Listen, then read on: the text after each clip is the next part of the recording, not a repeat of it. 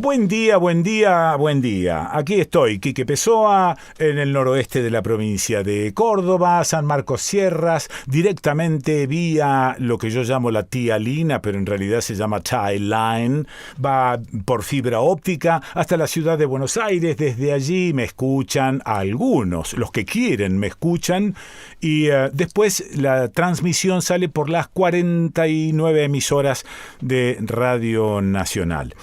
Estuve pensando, viste que es peligroso esto, ¿no? Pensar ya de por sí es peligroso. Pensar en un medio de comunicación de por sí es peligroso. Pero estuve pensando en la palabra pupo.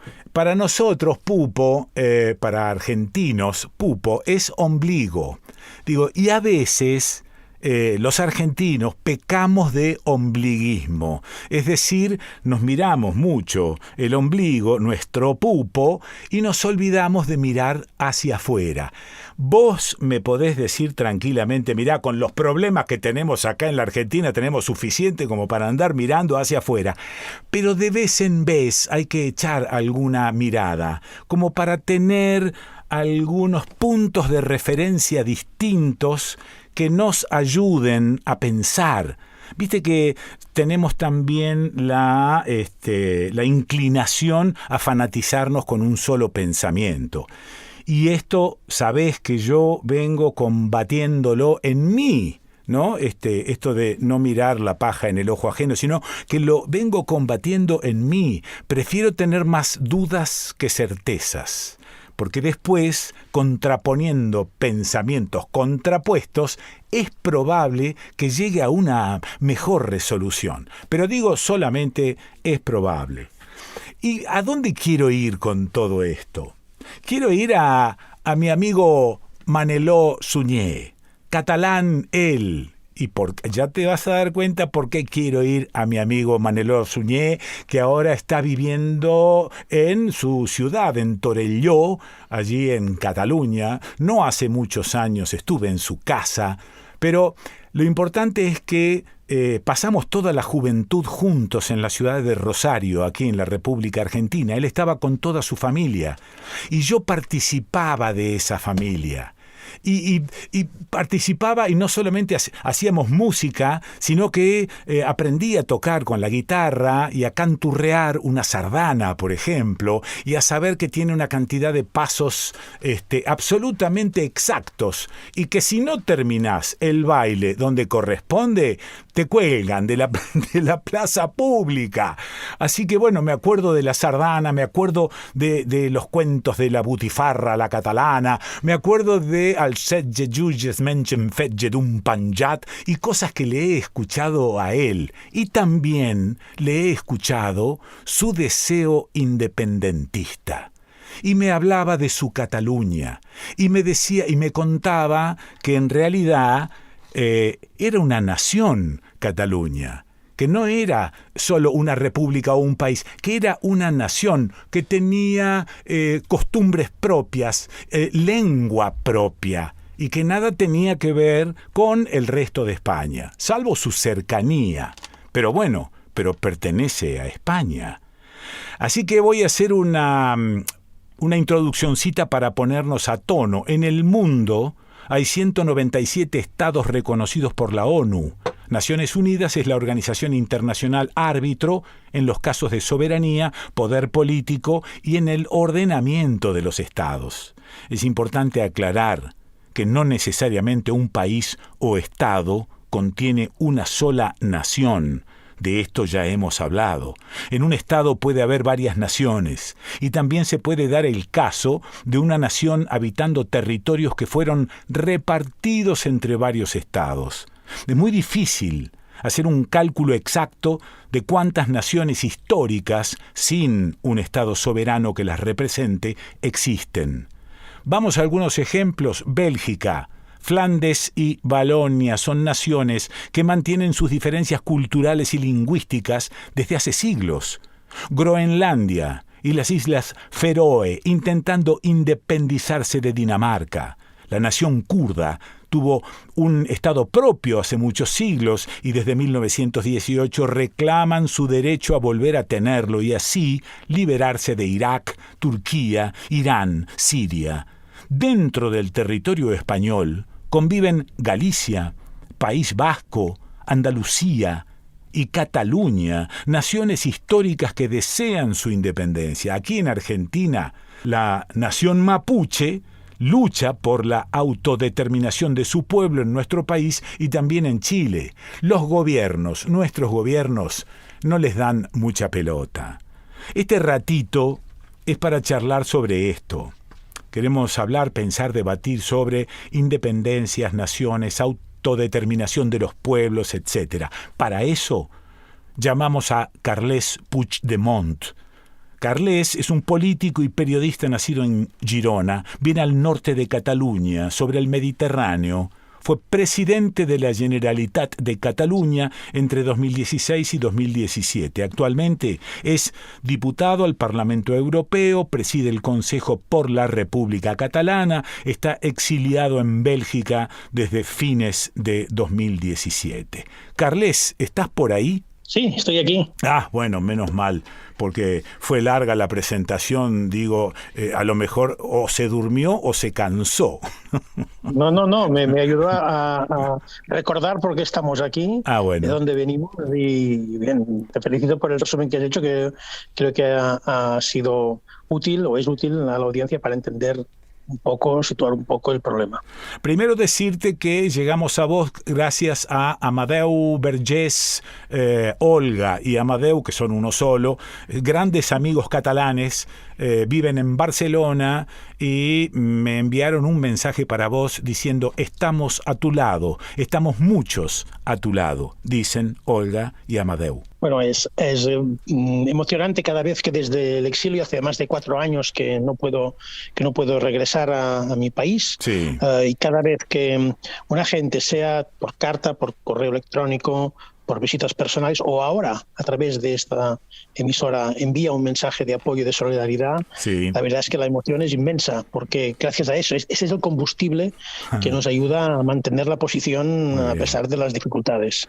¿Me podés explicar por qué estás exiliado? Estoy exiliado porque es la única forma de poder continuar mi lucha política, porque de otra forma estaría encarcelado por muchos años en una cárcel española y por tanto inhabilitado para poder hacer política, para poder hacer política en el Parlamento Europeo, para poder conceder entrevistas como esta que estamos teniendo, para poder ir mañana, como voy a ir estos días, a una conferencia a la Universidad de Lovaina, es decir, no podría hacer nada. Y sí, nuestra lucha es política, y la política se basa en la palabra, en el intercambio de ideas, en exponer y debatir y poder confrontar ideas con quien tenga interés.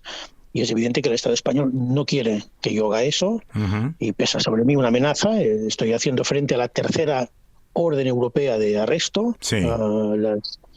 Hasta ahora las hemos podido conjurar todas y evitarlas, pero esto ya demuestra el interés que tiene el Estado español para que yo esté callado, esté quieto y esté invisibilizado. Ahora, vamos a que nos cuentes, ya que, como te dije al principio, nosotros nos miramos mucho el pupo, pero a que nos cuentes cuáles son las razones por el que se lleva a cabo este deseo separatista e independentista. Quizá nunca hay una única razón, o al menos históricamente el deseo de independencia de Cataluña no se ha basado en única razón. Es muy complejo y además ha cambiado a lo largo del tiempo, pero básicamente creo que la razón principal que explica por qué una mayoría de catalanes queremos vivir en una república independiente es el fracaso de todos los intentos para que Cataluña como nación sea aceptada y reconocida como tal dentro del Estado español. Todos los regímenes, durante las dictaduras, durante los periodos monárquicos o incluso a veces los periodos republicanos, Todos los regímenes han fracasado o no han tenido interés en buscar cuál es lo que en su momento se llamó el encaje Ajá. de una nación histórica como Cataluña, con sus instituciones, con sus leyes, dentro de un moderno Estado español que no ha conseguido, tampoco ahora, más de 40 años después de la muerte de Franco, no ha conseguido su modernización democrática plena. Y ahí, en ese fracaso, creo que hay un punto de consenso entre muchos catalanes, incluso muchos que no eran independentistas, Sí. que han visto que ya no había un recorrido posible dentro del Estado español para el reconocimiento de nuestra lengua, de nuestras instituciones, de nuestro autogobierno. Pero también tiene que haber alguna razón económica que esté alimentando este deseo, ¿no? Porque mi viejo y querido amigo Maneló Suñé lo decía, no políticamente, por supuesto, ¿no? Los catalanes trabajamos muchísimo y producimos muchísimo y le estamos dando de comer a zonas de España donde nadie hace nada. Esto es una guarangada lo que te estoy diciendo, Carles, pero ¿hay algo de esto en el deseo de independencia? Planteado así, seguro que no, porque esto no ha sido así durante mucho. Es decir, podría haber sido así, pero no es ese el motivo, porque trabajamos todos. Nosotros no estamos en contra de poder ayudar a las regiones menos favorecidas económicamente. De hecho, existe un consenso en Cataluña que las regiones ricas, sea Cataluña, sea el País Vasco, sea Flandes, sea todo lo que sea, deben contribuir al desarrollo de las regiones menos favorecidas de Europa. Esto es evidente. Lo que pasa es que el problema es que esto se debe hacer desde la soberanía. Ajá. Y de una forma que esta solidaridad necesaria, este esfuerzo, no lamine, no perjudique los recursos que tú tienes que tener o los instrumentos que tienes que tener a tu alcance para poder hacer posible lo que tú quieres que sea tu país. Y eso sí que se ha llegado a un nivel en Cataluña desde hace ya muchos años francamente insostenible. Hay un consenso, no es un consenso, es datos oficiales. La única vez que el gobierno español se atrevió a publicar las balanzas fiscales entre Cataluña y España, no lo ha vuelto a hacer jamás, porque ya quedó claro, confirmó que había un déficit fiscal que según el método de contabilidad puede ser del 6% del PIB o llegar hasta el 8% del PIB. Claro. En términos absolutos, 20.000 millones de euros que cada año Cataluña no recupera. Y claro, esto no hay economía, no hay riqueza que lo aguante. Claro. Llevamos muchos años de este déficit fiscal que, insisto, no contradice el principio de solidaridad interterritorial, sino que estamos hablando de justicia, en fin, de equidad. Lo que no puede ser es que al final del reparto un ciudadano de Cataluña reciba menos inversión per cápita que un ciudadano de otra zona que contribuye fiscalmente mucho menos. Esto es lo que no es justo.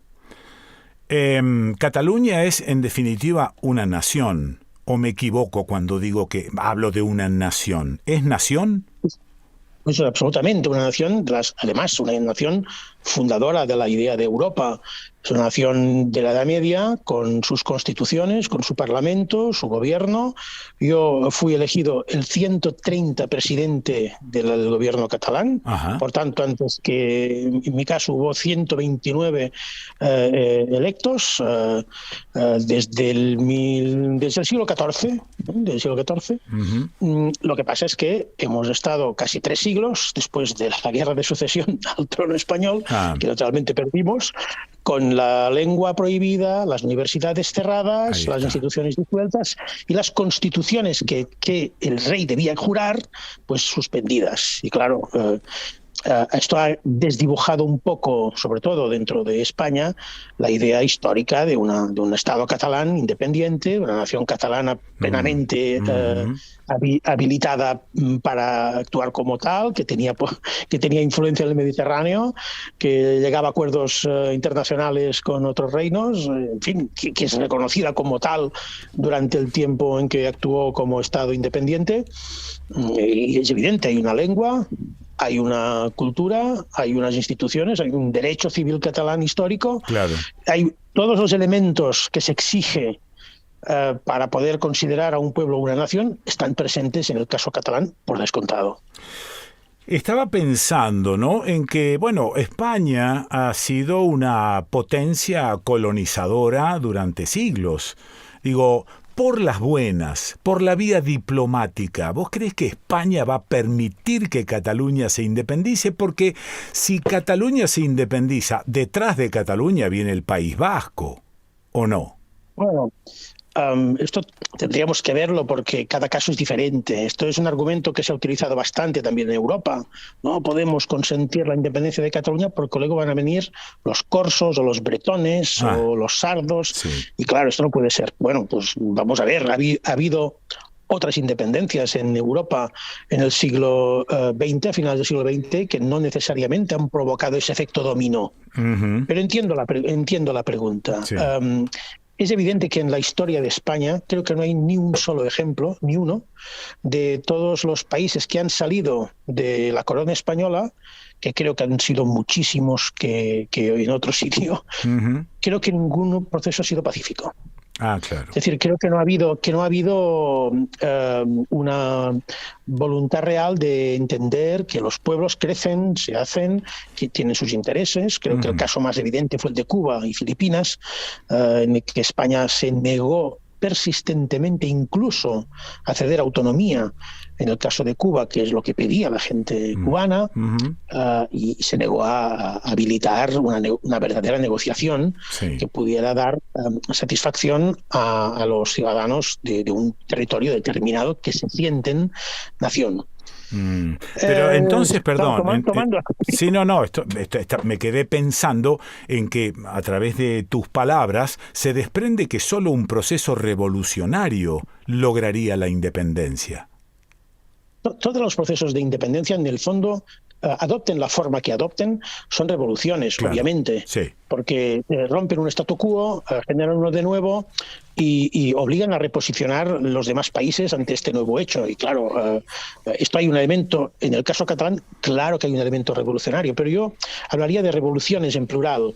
No solo está el hecho disruptivo de crear un Estado nuevo, sino que está la forma de hacerlo. Es decir, esta revolución ciudadana, este apoderamiento ciudadano, este impulso desde la base a las instituciones y a los políticos para que tomásemos una serie de decisiones, creo que esto es verdaderamente revolucionario en el sentido más admirable del término, porque además se ha hecho con un compromiso de paz, de convivencia y de democracia desde mi punto de vista admirable. Es lo que me siento más orgulloso como presidente del país. Carles, ¿y qué es lo que piensa aquel catalán que no quiere la independencia, que no quiere separarse de España? ¿Qué es lo que aduce para no querer? Lo que hay una gran diferencia, y es que en un proceso de independencia de Cataluña, en un proceso de plebiscito, si queremos o no ser independientes, ese catalán, que tiene obviamente todo el derecho del mundo a no querer la independencia, se puede expresar. Es decir, sus derechos están garantizados. El derecho a decidir del catalán que no quiere la independencia está, curiosamente, más garantizado dentro de un proceso de independencia que no dentro del proceso de negación al derecho a la autodeterminación, en el que los catalanes que sí queremos la independencia no estamos autorizados o no se nos respeta el derecho a decidir. Ese es el primer elemento de gran diferencia. El segundo es que su voz, su opinión va a ser tenida en cuenta siempre. No va a haber nunca un Estado catalán que actúe contra una parte de la población por el hecho de que no quiere, en ese caso, la independencia. No va a haber nadie en la cárcel por organizar un referéndum en Cataluña que quiera la anexión en España. No se va a perseguir ni se va a condenar a 13 años de cárcel a ningún político catalán porque promueva una hipotética reunificación con España, porque es una opción democrática, como la de la independencia. No hay, simplemente hay que entender que los pueblos deben tener derecho a organizarse a sí mismos. Y en Cataluña, bueno, digamos, la pregunta es al revés. Desde un punto de vista formal, nosotros somos ciudadanos españoles, ¿no? Los catalanes que queremos la independencia. ¿Alguien se pregunta por nuestros derechos en el Estado español? ¿Les interesa nuestra opinión? ¿Les interesa lo que sentimos? ¿El hecho de que no podamos expresarnos libremente inquieta a la clase política o al mismo rey? Está claro que no. Claro. Estaba pensando también en cómo está el clima en la Organización de Naciones Unidas. ¿La ONU aceptaría la independencia de Cataluña? Bueno, la aceptación no tiene que ser de la ONU, tiene que ser de los estados independientes que deben aceptar, y hay unas normas para que esto ocurra. La ONU simplemente puede validar que el derecho a la autodeterminación existe. Eso. Que está en el Pacto Internacional por los Derechos Civiles y Políticos, por cierto, suscrito por el Reino de España. Que nosotros somos un sujeto político que tiene derecho a autodeterminarse, y que si se hacen las cosas de acuerdo con las normas de los derechos humanos, con respeto a la vida, las opiniones, sin discriminación, pues tenemos todo el derecho del mundo a poder constituirnos como Estado independiente. Es decir, no hay una ley divina, claro. No hay un mandato divino que dice usted, nación tal, tiene derecho a ser independiente y usted nunca jamás. Las fronteras son creaciones humanas que se hacen y se deshacen, y nada es para siempre. Hay que desdramatizar la idea de la unidad de la patria. Esto aplica también al caso catalán, ¿eh? No lo digo solo por el caso español. Sí. La definición de fronteras es una convención humana. Nos ponemos de acuerdo una generación para determinar, pues este es el país donde queremos vivir, pero a lo mejor al cabo de 6 generaciones los ciudadanos de aquel país lo ven de forma diferente y deben tener el derecho a poder decidir eso. Y simplemente Naciones Unidas está para poder garantizar el derecho a las minorías a existir. Bueno, por fin, y para terminar, no solamente agradecerte, sino preguntarte, vos estás en el exilio y hay una última información que dice que aparentemente te permitirían volver a entrar a España. ¿Vas a correr el riesgo? Bueno, el verbo permitir creo que no es el correcto, porque si dependiera de España no iba a permitir nada. Claro. Lo estamos batallando, lo estamos ganando en los tribunales europeos, porque finalmente una de las ventajas de ser miembros de la Unión Europea es que nos asiste el derecho europeo, que está por encima del derecho nacional. Claro. Y a pesar de que en España nos querían ver encerrados, bla, bla, bla, nosotros en Europa estamos consiguiendo reconocimiento a nuestra inmunidad. Vamos a ver si la sentencia que acaba de hacer pública el Tribunal General de la Unión Europea, confirmando que tenemos el derecho a poder circular para asistir a las reuniones del Parlamento Europeo, aplica o no a España, que hasta ahora que yo sepa aún es miembro de la Unión Europea. Esto es un debate jurídico muy interesante, claro, que esperemos ganar, porque si ganamos, no es que nos lo permitan, nos habremos ganado nosotros el derecho a regresar sin padecer ninguna detención. Carles, ¿algo más que quieras agregar? Un saludo a todos los argentinos, que hay muchos en Cataluña, por cierto, y hay muchos catalanes con intereses en Argentina. Un abrazo a todos ellos y un agradecimiento también por el interés que siempre han demostrado en conocer la complejidad, porque es un tema complejo, del proceso de independencia de Cataluña. Te agradezco muchísimo este rato, la franqueza, lo directo de las explicaciones sin demasiados alambicamientos, como para que lo entendamos todos, estos que estamos acá mirándonos el pupo. Gracias, Carles. A usted.